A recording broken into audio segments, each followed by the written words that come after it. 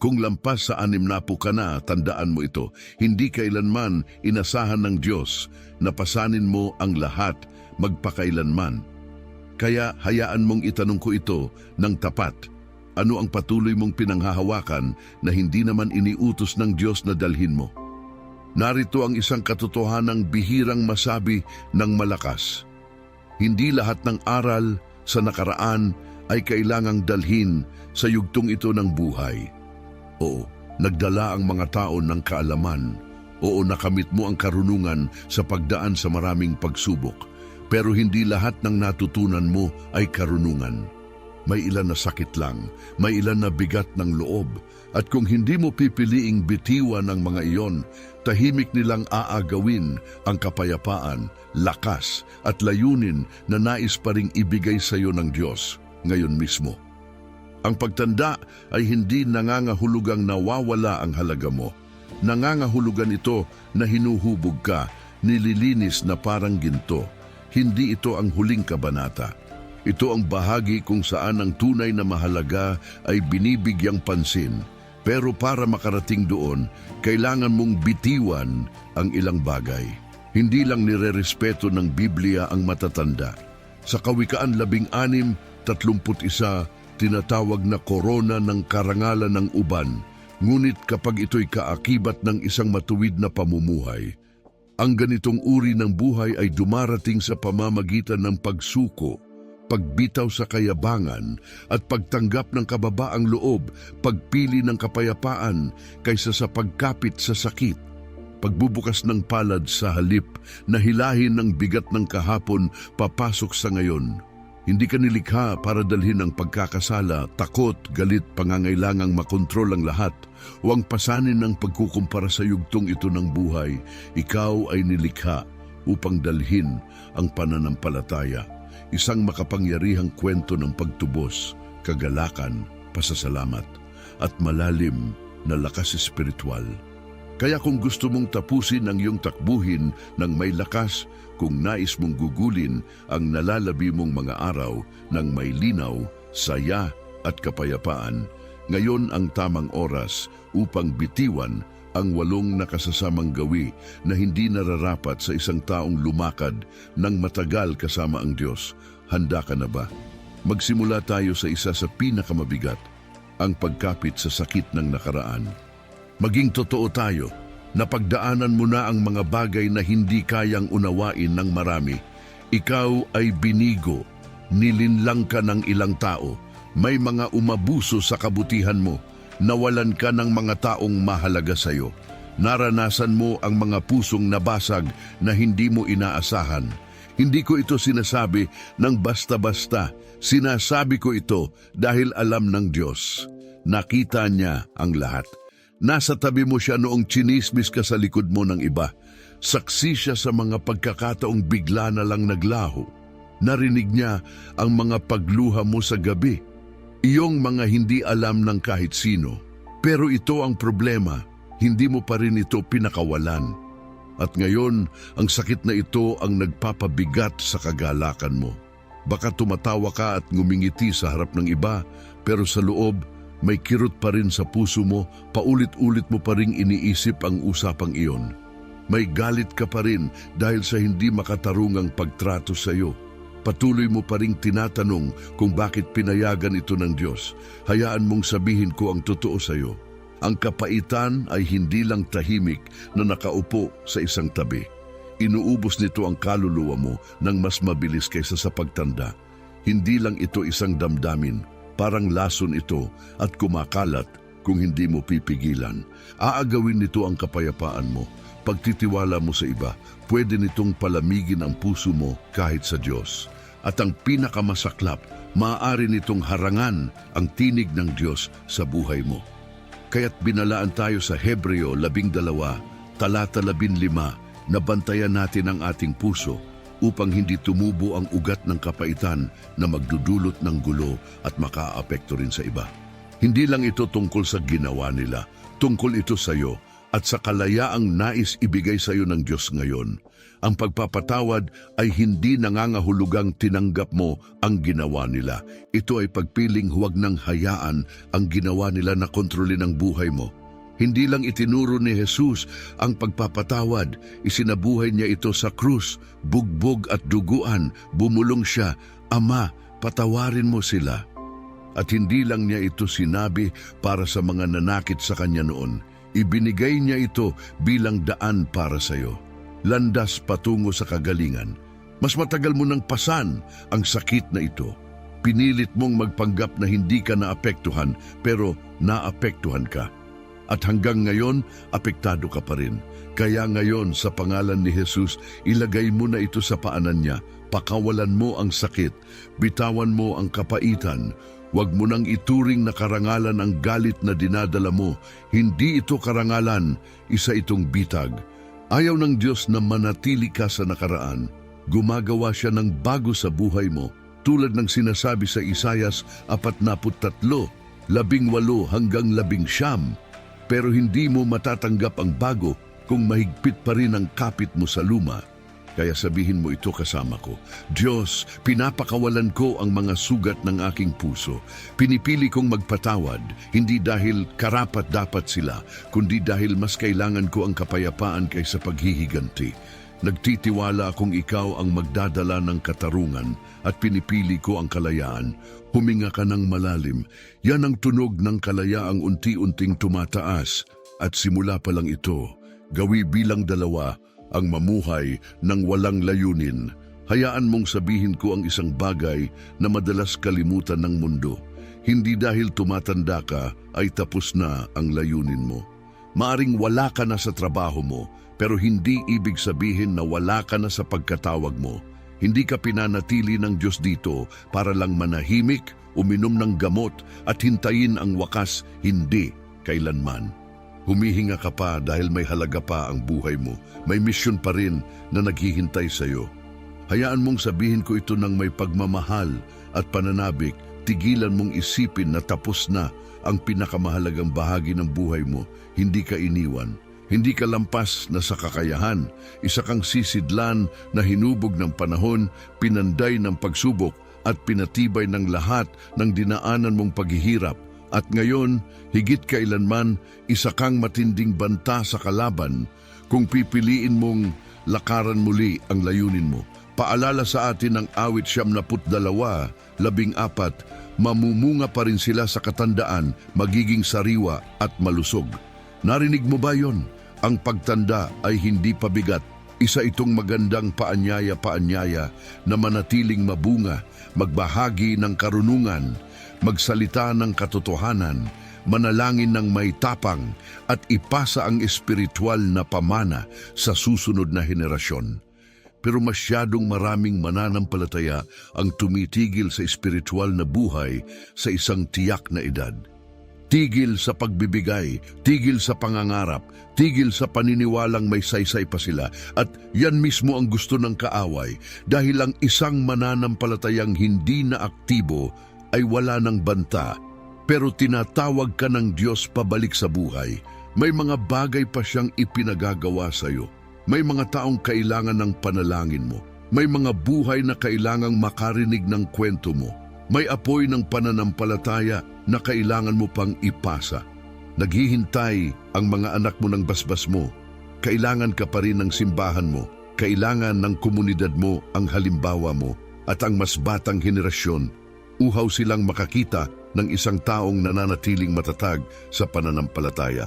Huwag mong sayangin ang mahalagang mga taon sa harap ng TV, sa tsismisan o sa paghihintay na bigyan ka ng iba ng layunin. Ikaw ay nilikha upang tapusin ang karera mo ng may tapang, hindi upang mawala na lang ng tahimik. Pinakamagandang sinabi ni Pablo sa Gawa 20:24, wala akong saysay sa buhay ko kung hindi ko matatapos ang takbuhin at maisakatuparan ang gawaing ipinagkaloob sa akin ng Panginoong Hesus. Kaya iwaksi mo na ang pag-iisip na tapos ka na wala ka ng halaga, na ang duyan mo na ang huling kabanata. Hindi yan ang wakas. Tumindig ka na may bagong alab sa kaluluwa. Parte ka pa rin ng plano ng Diyos. Mahalaga ka pa rin at hindi pa tapos ang Diyos sa'yo. Gawi bilang 3 ang magreklamo sa halip na magpuri. Hayaan mong itanong ko ito ng tapat. Ano ang lumalabas sa bibig mo kapag wala ng ibang nakakarinig? Dahil harapin natin, marami ka ng pinagdaanan sa buhay. Naranasan mo na ang pagkawala, pinagkanulo ka, dumaan ka sa sakit, karamdaman, pagbabago at kabiguan. At oo, nakakaakit na hayaan ang pagkadismaya ang maging wika mo araw-araw. Pero linawin natin ito, ang pagrereklamo ay hindi lang isang ugali, isa itong patibong sa espiritu. Baka iniisip mong nagsasabi ka lang ng saloobin, pero ang totoo, binibigyan mo ng boses ang kapaitan, lumilikha ka ng kapaligirang itinataboy ang presensya ng Diyos, imbes na imbitahin siya. Sinasabi sa awit 22, 3 na ang Diyos ay nananahan sa papuri ng kanyang bayan. Ibig sabihin, naninirahan siya kung saan may pasasalamat. Pero kapag ang mga salita natin ay puno ng reklamo, negatibidad, at paulit-ulit na pag-alala sa mga pagkabigo, lumilikha tayo ng espasyo para sa panghihina ng loob, hindi para sa presensya ng Panginoon. At alam ito ng kaaway. Kaya niya inaasinta ang kagalakan mo. Kaya niya paulit-ulit na ipinapaalala sa iyo ang lahat ng nawala. Kaya niya sinusubukang kumbinsihin ka na walang pag-asang babalik pa ang ginhawa. Dahil sa sandaling tumigil ka sa pagpupuri, may unti-unting lumiliit sa espiritu mo. Lumiliit ang pananampalataya mo. Nagiging makitid ang pananaw mo, nawawala ang lakas ng tinig mo. Pero hindi ka dinisenyo ng Diyos para lumiit. Ginawa ka niyang sumigaw ng tagumpay. Gusto mo ba ng tagumpay sa buhay mo? Magpuri ka. Gusto mong bumalik ang kapayapaan sa bahay mo? Magpuri ka. Gusto mong manumbalik ang kagalakan sa puso mo? Hayaan mong ang papuri ay tumaas mula sa loob mo. Hindi mo kailangan ng koro sa likod mo. Hindi mo kailangan ng mga instrumento o perpektong kondisyon. Kailangan mo lang ng pusong handang magsabi, pupurihin ko ang Panginoon, anuman ang mangyari, lagi siyang magiging awit ng aking labi. Gaya ng sinasabi sa awit 34, hindi ka nagpupuri dahil perpekto ang buhay, nagpupuri ka dahil perpekto ang Diyos, dahil siya'y nananatiling mabuti, dahil iningatan ka niya hanggang ngayon, dahil hindi niya hinayaang ang lambak ng problema ang maging libingan mo. Ang ilan sa pinakamakapangyarihang pagsamba ay hindi nangyayari sa entablado. Nangyayari ito sa tahimik na sala kung saan ang isang lola na dumaan sa matinding sakit ay nag-aangat pa rin ng kamay. Nangyayari ito sa puso ng isang matandang lalaking puno ng sugat sa buhay na bulong pa rin ay, Diyos, nagtitiwala pa rin ako sa iyo. Yan ang pagsambang gumagalaw sa langit. Yan ang tunog na nagpapalaglag ng mga tanikala. Kaya bitawan mo ang ugali ng pagrereklamo. Inaagawan ka nito ng lakas. Nilalabo nito ang isipan mo. Inaagaw nito ang kagalakan mo. Sa halip, umawit ka ng papuri kahit mahina lang, kahit maikli, kahit ang tanging salitang maibulalas mo ay, Salamat, Jesus. Sabihin mo pa rin dahil ang papuri ay higit pa sa pagsamba, isa itong sandata.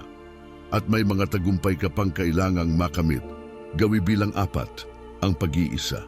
Ngayon, pag-usapan natin ang isang ugali na tahimik, banayad, pero napakadelikado. Hindi ito sakit, pero nakakasira ito sa mas maraming mananampalataya sa kanilang pagtanda kaysa sa anumang iba pa, ang pag-iisa. At hindi lang ito pisikal na pag-iisa, kasama rin dito ang emosyonal, espiritual at relasyonal na paglayo. Tigil ka na sa pagsagot ng tawag. Tigil ka na sa pagpunta sa simbahan. Tigil ka na sa pagbubukas ng puso mo. Kinukumbinsi mo ang sarili mong wala ka ng silbi o baka nakakabigat ka lang kung magsasalita ka pa. Kaya dahan-dahan kang lumalayo hanggang sa tuluyang mapag-isa. Pero pakinggan mo ito ng malinaw. Ang pag-iisa ay espiritual na pagpapatiwakal. Hindi ka nilikha upang dumaan sa buhay ng tahimik. Hindi ka disenyo para buhatin ang emosyonal na bigat ng mag-isa. At hindi kailanman sinabi ng Diyos na gugulin mo ang huling taon mo na nakakulong sa loob ng bahay. Sa Hebreo 10:25, malinaw at agarang paalala ang ibinigay. Huwag kayong tumigil sa pagtitipon gaya ng ginagawa ng iba, kundi patuloy ninyong palakasin ang isa't isa, lalo na ngayon habang papalapit ang wakas. Hindi ito basta payo lang. Isa itong plano para sa espiritual na kaligtasan. Dahil kapag humiwalay ka sa iba, doon pumapasok ang kaaway-dala, ang mga kasinungalingan, nakalimutan ka na nila. Wala ka ng halaga. Walang may pakialam kung naroon ka o wala. At kapag wala nang nagsasalita ng katotohanan, ang kasinungalingan ay lumalakas. Hindi magtatagal, dumarating ang lungkot, unti-unting nawawala ang apoy sa espiritu mo. Pakiramdam mo'y walang buhay ang panalangin mo. At ang mga kaloob na ibinigay ng Diyos sa iyo na dapat sana ay ibinabahagi, ay nananatiling nakabaon. Pero hayaan mong sabihin ko ito sa puso mo. Kailangan ka pa rin. May isang tao ngayon na kailangang marinig ang kwento mo. May kailangang makarinig ng lakas sa tinig mo. May isang naghahanap ng ina o amang espiritual ng tinig na may karunungan at init. Kailangan kanila hindi perpekto kundi naroroon. Kahit si Jesus ay hindi naglakad mag-isa. Napalibutan siya ng mga tao kahit alam niyang may ilan na bibiguin siya. Bakit? Dahil mas mahalaga ang presensya kaysa sa pagiging perpekto. Kaya huwag ka nang maghintay na maramdaman mong handa kang makihalubilo. Huwag mong hintaying may magmakaawa sa iyo para lumabas. Huwag mong paniwalaan ang kasinungalingang walang makapapansin kung wala ka, hindi mo pinoprotektahan ang kapayapaan mo sa pag-iisa. Ang totoo, unti-unti mo itong nawawala, kaya sirain mo ang gawi ng pagtatago. Bumalik ka sa komunidad kahit medyo awkward sa simula, tumawag ka, imbitahan mo ang isang tao. Dumalo ka kahit hindi mo ramdam na handa ka dahil ang ilaw sa loob mo ay nagniningning pa rin. At hindi ito makikita ng susunod na henerasyon kung patuloy mo itong itatago. Gawi bilang 5 ang palaging pag-aalala sa hinaharap. Maging tapat tayo. Sapat na ang tagal ng buhay mo para maunawaan mong ang pag-aalala ay hindi talaga nakalulutas ng kahit ano.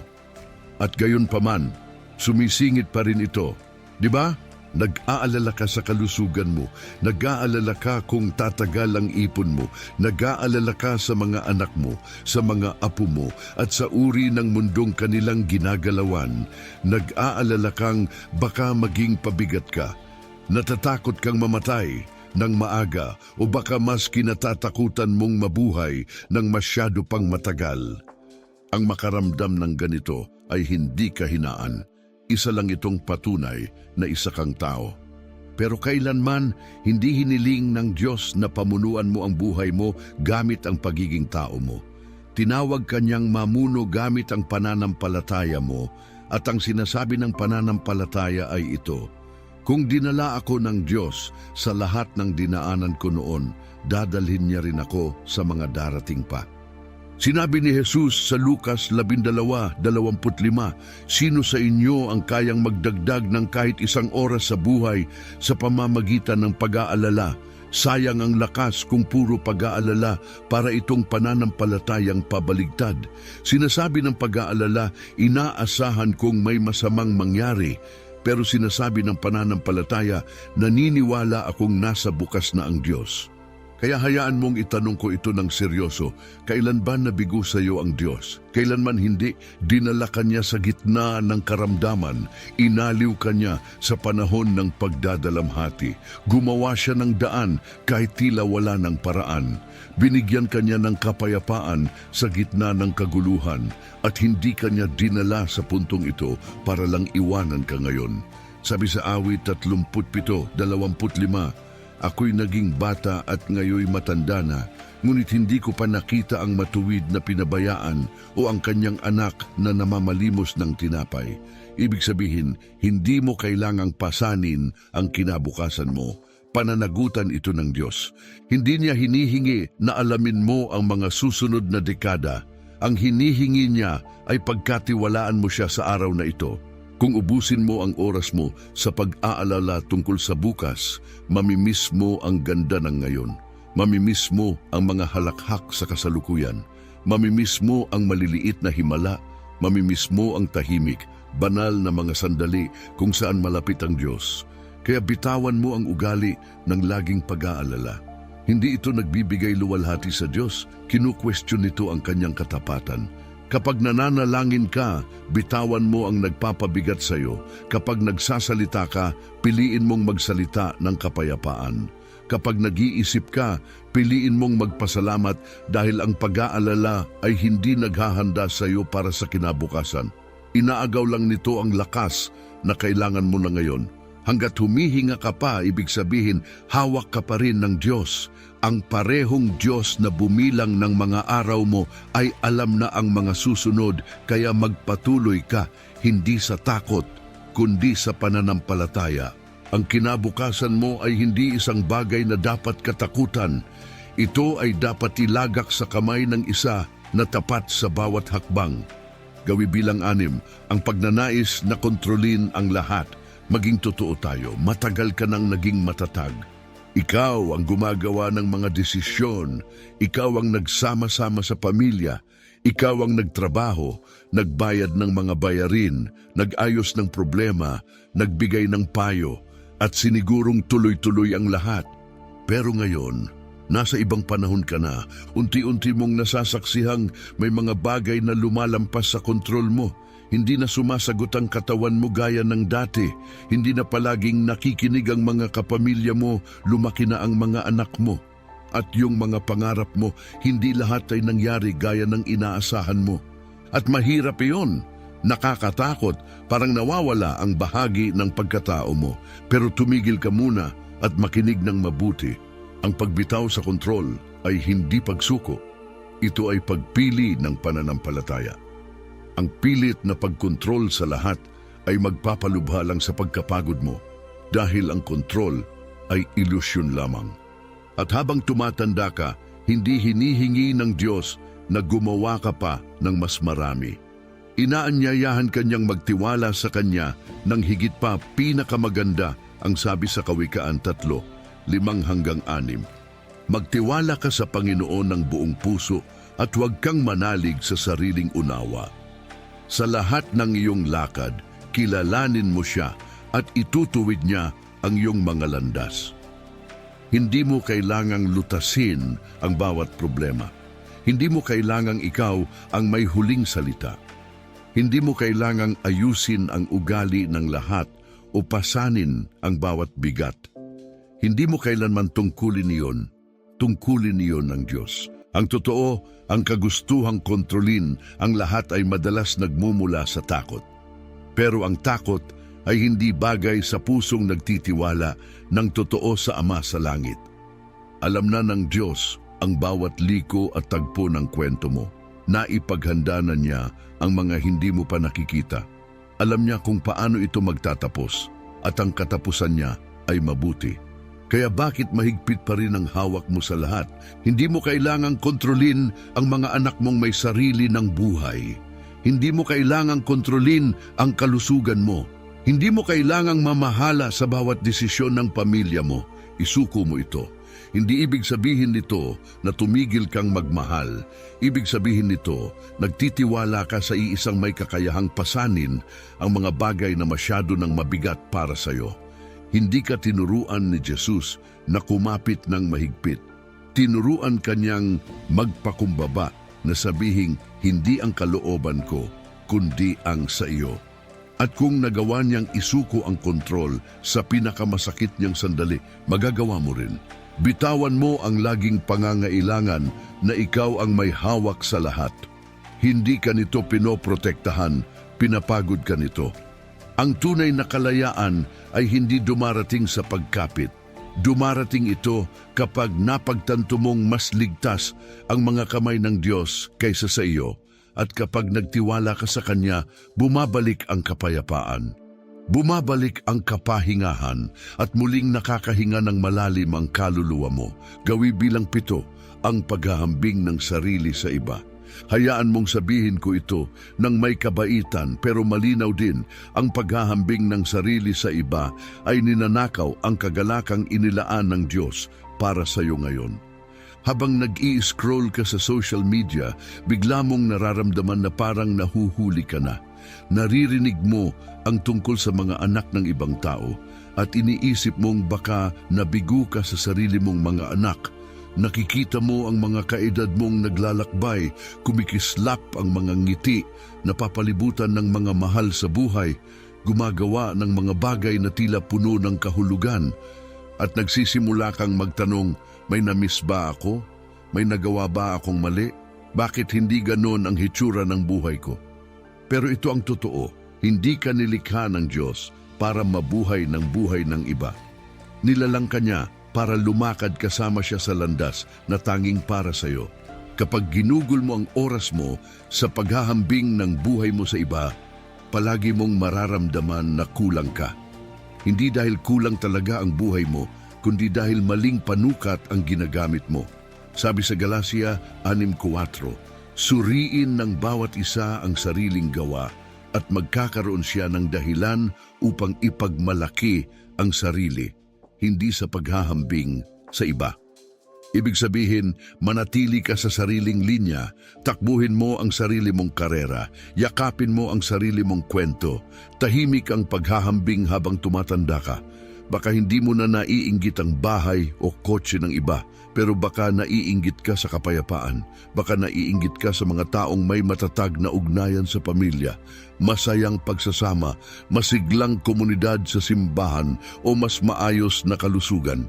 Pero inggit pa rin ang inggit at unti-unti nitong kinakain ang kagalakan mo mula sa loob. Huwag mong kalimutan ito. Kasama sa kwento mo ang mga lambak na hindi kailanman dinaanan ng iba.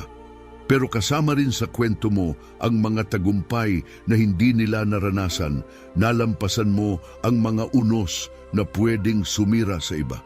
Nakasaksi ka ng mga sagot sa panalangin na pinapangarap pa lang ng iba. Kaya huwag mong maliitin ang buhay mo dahil lang iba ang dinaanan mo. Ang iba ay hindi nangangahulugang wasak. At huwag kang mahulog sa bitag na iniisip mong mas maganda ang buhay ng lahat ng iba. Karamihan ay mas mahusay lang sa pagtatago ng sakit nila. Hindi ka sinusukat ng Diyos batay sa kwento ng iba. Tinitingnan niya ang puso mo, ang kahandaan mong maging tapat sa ipinagkatiwala niya, ang pagsunod mo sa tawag sa buhay mo. Bitawan mo ang ugali ng paghahambing, tigilan mo ang paggamit ng lente ng iba para sukatin ang sarili mong halaga. Sa halip, itanong mo, natututo pa ba ako? Nakapagsusuko pa ba ako? Lumalakad pa rin ba ako kasama ang Diyos ngayon? Kung oo ang sagot, nasa tamang lugar ka. Ang paghahambing ay magnanakaw.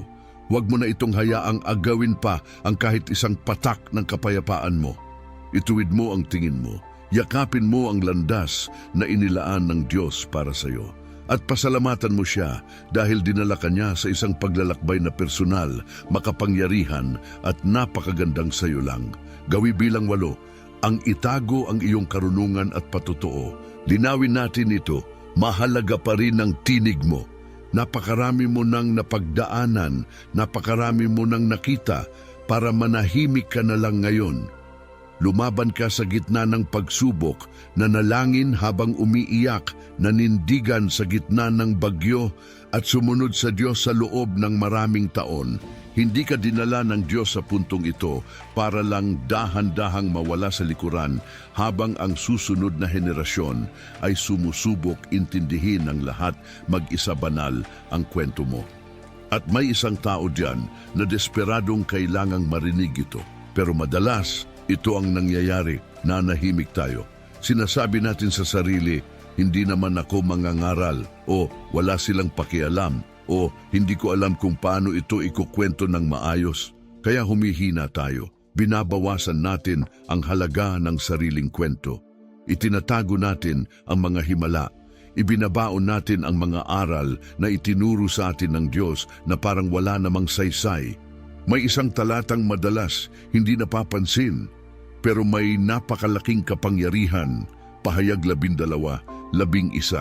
Sabi roon, natalo nila ang kaaway sa pamamagitan ng dugo ng kordero at ng salaysay ng kanilang patutuo. Ibig sabihin, ang kwento mo ay hindi lang bagay na dinaanan mo. Isa itong sandata laban sa kadiliman. Kapag ipinahayag mo ang ginawa ng Diyos, nalalaglag ang mga tanikala. Gumigising ang pananampalataya. Nabubuksan ang puso, nabubuhay ang pag-asa, at ito ang pinakamaganda. Hindi kailangang perpekto ang kwento mo. Kailangan lang itong maging totoo. Ibahagi mo kung paanong winasak ng Diyos ang pagkaalipin mo. Ikwento mo ang sandaling gusto mo ng sumuko, pero dumating siya. Sabihin mo ang panahon na muntik nang masira ang iyong pagsasama at paano siya namagitan. Ikwento mo ang mga taon mong nanalangin nang walang kasagutan at ang sandaling gumalaw na siya. Hindi mo kailangang nasa entablado, hindi mo kailangan ng mikropono o malaking plataporma. Kailangan mo lang ay pusong handang magsalita. Sabihin mo sa mga apo mo kung paano ka iningatan ng Diyos. Palakasin mo ang loob ng isang batang babae sa simbahan sa pamamagitan ng kwento mo. Tumingin ka sa mga mata ng isang lalaking nahihirapan at sabihin, hindi ka nag-iisa, napagdaanan ko na yan. Ang buhay mo ay isang kwentong mas malakas pa sa kahit anong sermon. Ang mga sugat mo ay naging gabay sa daan para sa iba. Ang tagumpay mo ay maaaring maging kasagutan sa panalangin ng isang tao, pero hindi nila ito malalaman kung hindi ka magsasalita. Kaya tigilan mo na ang pagtatago ng karunungan mo na parang sikreto lang ito. Huwag mo nang ikandado ang kwento mo. Bitawan mo ang takot. Bitawan mo ang paano kung hindi sila makinig. Bitawan mo ang maling kababaang loob na bulong sayo. Hindi ako karapat-dapat. Hindi ka nagsasalita dahil perpekto ka. Nagsasalita ka dahil tapat ang Diyos. At ang katapatang iyon ay karapat-dapat ibahagi. Hindi ka lang matanda, isa kang nakatatandang espiritual, isa kang patnubay, isang ilaw, isang tinig na kailangan ng henerasyong ito. Kaya hayaang lumiwanag ito, magsalita ka ng may tapang. Ibigay mo ang lahat. At panoorin mo kung paanong gagamitin ng Diyos ang kwento mo para magdala ng kagalingan sa buhay ng iba. Wakas, hindi ka lang tumatanda, mas nagiging walang hanggan ka sa bawat hakbang. Pakinggan mo ito, ang katandaan ay hindi katapusan ng kwento mo. Ito ang pagpapadalisay ng kaluluwa mo. Hindi ito panahon ng paglipas. Ito ang kabanata ng kasaganahan kung pipiliin mong mabuhay ito ng ganap. Pero hindi mo maaaring lakaran ang layunin mo habang kinakaladkad mo pa rin ang mga bagay na iniutos ng Diyos na iwan mo na. Hindi ka nilikha upang pasanin ng kapaitan, takot, pagnanais ng kontrol o paghahambing papunta sa walang hanggan. Nilalang kang lumakad ng magaan, ng malaya at ng may tapang. Panahon na upang pakawalan ang mga pasanin. Bitawan mo ang sakit. Hindi ito ang pagkakakilanlan mo. Bitawan mo ang takot. Hindi ito bahagi ng tadhana mo. Bitawan mo ang pananahimik. May layunin pa ang tinig mo na kailangang gampanan. At bitawan mo ang kasinungalingang nagsasabing, matanda na ako para diyan. Kasinungalingan iyan mula sa kaaway. Hindi kailanman isinukat ng Diyos ang layunin mo batay sa edad mo. Sinusukat niya ito sa puso mo, sa pagsunod mong lumakad kasama siya. Maaaring mas mabagal na ang mga hakbang mo ngayon, pero mas makahulugan na ang bawat isa. Maaaring mas mahina na ang boses mo, pero mas malalim ang autoridad nito. Maaaring pagod na ang katawan mo, pero mas malakas na ang espiritu mo kaysa dati. Ito ang panahon ng pamana mo. Hindi lang para mabuhay, kundi para mag-iwan ng bakas na lampas sa panahon mo rito. Kaya itaas mo ang ulo mo, iwaksi mo ang mga ugaling pumipigil sa'yo, at tandaan mo ito, hindi ka lang tumatanda, lumalago ka, patungo sa lahat ng inihanda ng langit para sa'yo. At kung patuloy kang lalakad kasama si Jesus, hindi mo lang tatapusin ang karera mo na may hininga sa iyong katawan. Tatapusin mo ito na may apoy sa iyong mga buto. Bitawan mo na at tapusin mo ng may lakas na pinapangarap pa lang ng iba. Kaya huwag mong maliitin ang buhay mo dahil lang iba ang dinaanan mo. Ang iba ay hindi nangangahulugang wasak. At huwag kang mahulog sa bitag na iniisip mong mas maganda ang buhay ng lahat ng iba. Karamihan ay mas mahusay lang sa pagtatago ng sakit nila. Hindi ka sinusukat ng Diyos batay sa kwento ng iba. Tinitingnan niya ang puso mo, ang kahandaan mong maging tapat sa ipinagkatiwala niya, ang pagsunod mo sa tawag sa buhay mo. Bitawan mo ang ugali ng paghahambing, tigilan mo ang paggamit ng lente ng iba para sukatin ang sarili mong halaga. Sa halip, itanong mo, natututo pa ba ako? Nakapagsusuko pa ba ako? Lumalakad pa rin ba ako kasama ang Diyos ngayon? Kung oo ang sagot, nasa tamang lugar ka. Ang paghahambing ay magnanakaw. Huwag mo na itong hayaang agawin pa ang kahit isang patak ng kapayapaan mo. Ituwid mo ang tingin mo. Yakapin mo ang landas na inilaan ng Diyos para sa iyo. At pasalamatan mo siya dahil dinala ka niya sa isang paglalakbay na personal, makapangyarihan.